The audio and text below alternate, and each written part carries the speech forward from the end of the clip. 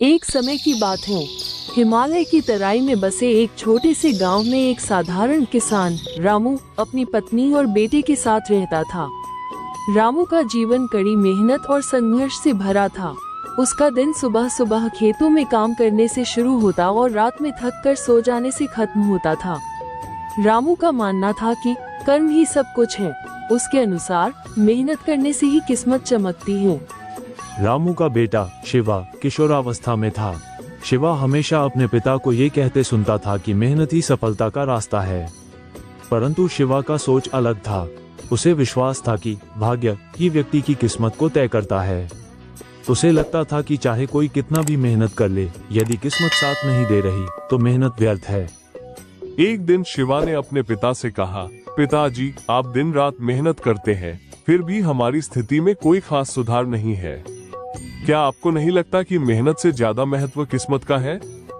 रामू ने मुस्कुराते हुए जवाब दिया, बेटा, भाग्य की अपनी भूमिका है, परंतु अगर हम कर्म नहीं करेंगे तो भाग्य भी हमारा साथ नहीं देगा। शिवा का मन नहीं माना और उसने कहा, ठीक है, एक प्रयोग करते हैं। मैं अगले 1 महीने तक कुछ भी काम नहीं करूंगा और देखता हूं कि भाग्य कैसे मेरे काम आता है। रामू ने इस चुनौती को स्वीकार कर लिया और दोनों में एक समझौता हो गया। शिवा ने अपने प्रयोग के तहत अगले कुछ दिनों तक बिल्कुल कुछ नहीं किया।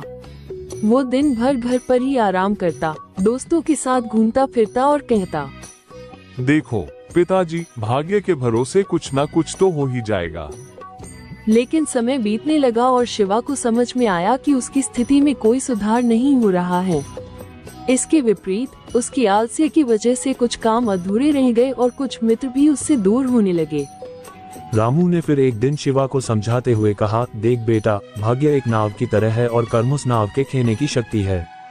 अगर हम नाव में बैठ जाएं और उसे खेने का प्रयास न करें तो हम वहीं ठहरे रहेंगे, चाहे नाव कितनी भी अच्छी क्यों न हो। शिवा अब थोड़ा चिंतित हुआ और उसने सोचा कि शायद उसे पिता की बात माननी चाहिए। उसने अगले दिन से खेतों में काम करना शुरू किया। मेहनत करते हुए उसने अनुभव किया कि हर बीज जो वो बोता है उसमें एक नई ऊर्जा का संचार हो रहा है। अब उसे ये समझ में आ रहा था कि कर्म का महत्व क्या होता है। उसे धीरे धीरे अपनी मेहनत का फल मिलने लगा और उसकी फसल अच्छी होने लगी। गांव के लोग उसकी मेहनत को देखकर उसकी तारीफ करने लगे। कुछ समय बाद गांव के राजा का वहां से गुजरना हुआ। राजा ने देखा कि एक खेत में बहुत ही सुंदर और घनी फसल लहरा रही है। राजा ने शिवा से पूछा कि उसने इतनी अच्छी फसल कैसे उगाई। शिवा ने गर्व से कहा, महाराज, ये सब मेरे कर्म का फल है। मैंने कड़ी मेहनत की, तब जाकर यह फसल इतनी सुंदर हुई।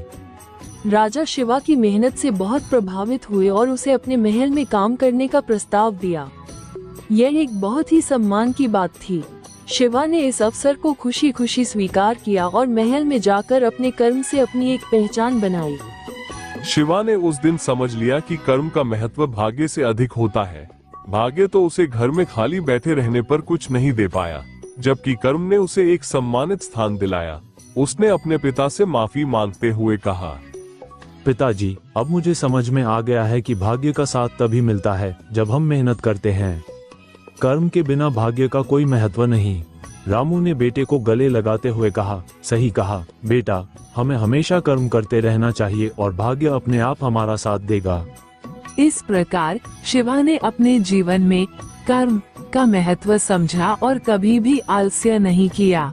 उसने अपने गांव के लोगों को भी यह सिखाया कि मेहनत ही असली भाग्य है और इस तरह उस गांव में कर्म बड़ा या भाग्य की बहस का अंत हो गया।